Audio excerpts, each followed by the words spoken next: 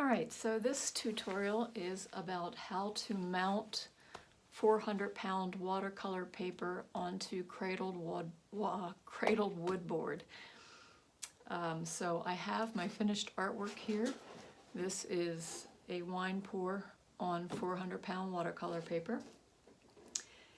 And when this is mounted onto the cradled wood board, there will be no glass over top of the artwork protecting it.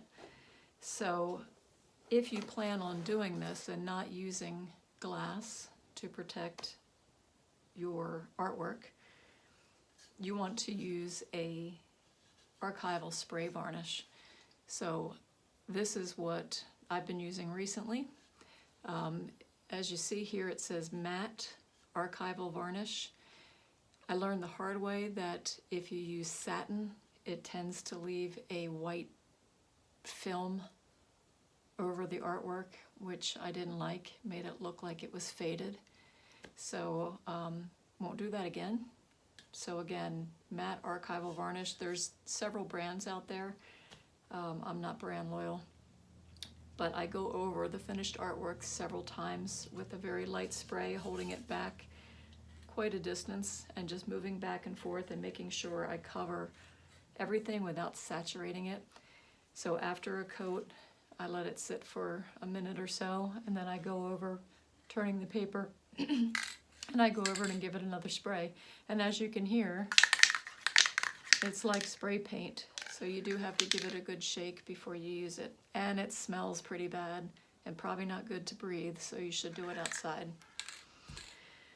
So what you'll need is, again, this is another Golden product. I'm not a spokesperson. This is acrylic medium, and this acts as an adhesive.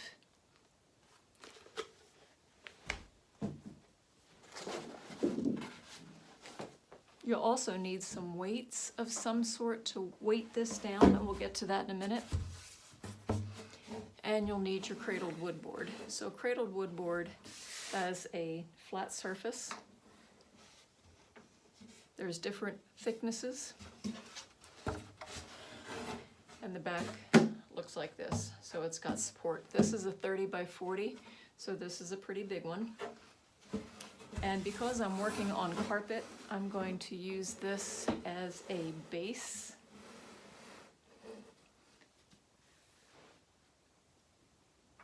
So when I turn this over,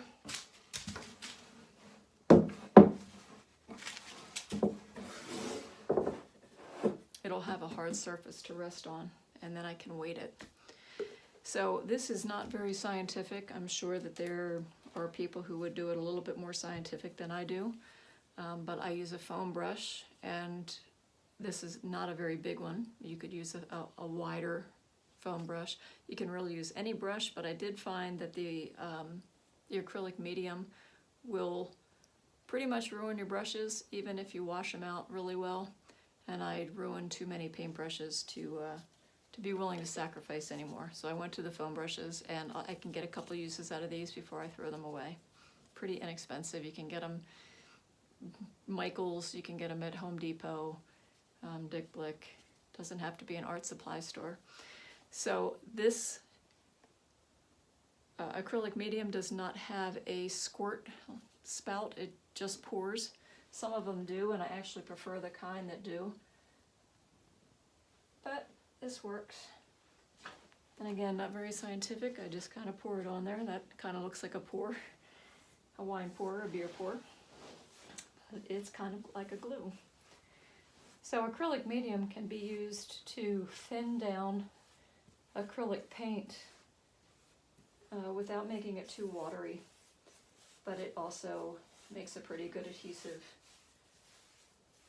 And you just have to work out to your edges. The edges always tend to be a little neglected, and if you neglect the edges or the corners, you'll end up having to clamp your pour down, clamp your artwork down afterwards to make sure you've got good adhesion. So I'm just kind of moving it around. This part's kind of boring. It'll take me a minute, so if you want to go get a drink of water or something, I'll be here when you get back.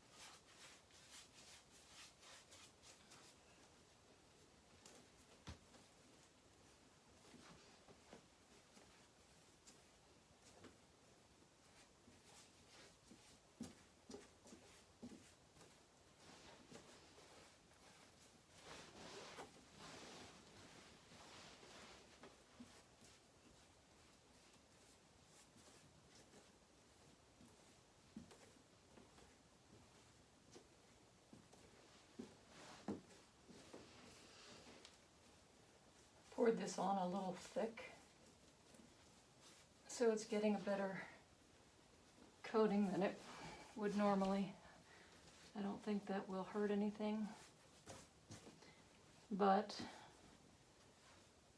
it's better to pour a little less than you need and then add it than do what I did and go a little heavy-handed on it. So right now I'm just basically trying to get it smooth. Get some of the places that don't have as much.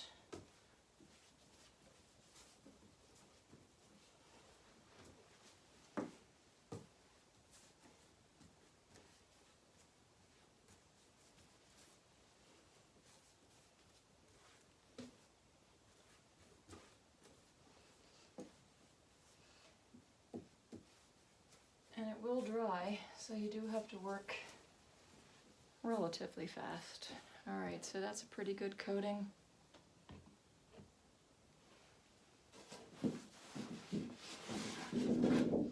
Now this is the tricky part.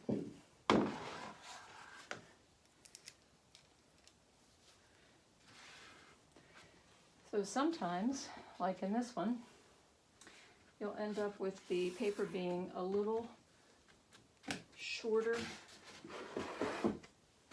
on two sides and a little too long on the other two sides. So you've got to work the paper so it's on the board square.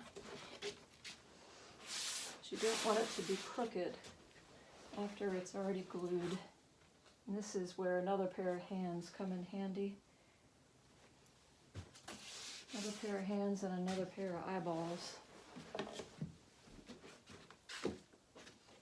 When you have a smaller piece of paper, it's not quite as cumbersome. And when it's looks like it's pretty set, you want to try to hold it still.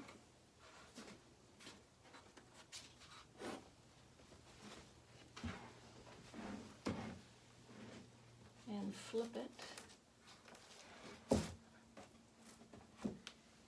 Now what I'm going to do is look again down here at the bottom and check for what's hanging off and see if that's even, and it is. So I'm going to straighten it up on the board below and just kind of give it a press all over.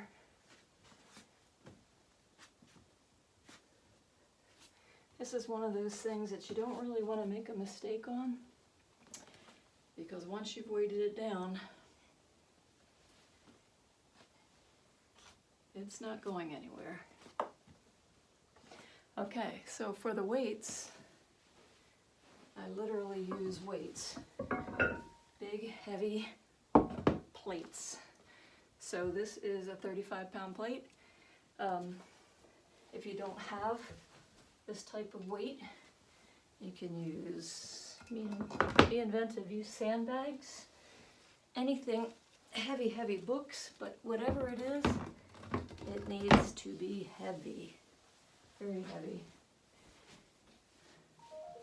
And again, you might need help because these things are hard to lift.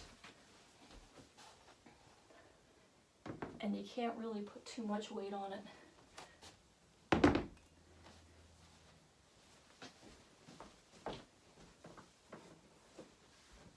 You get a little workout too.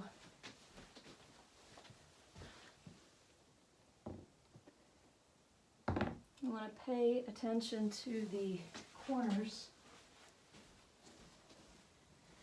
They tend to be problem areas.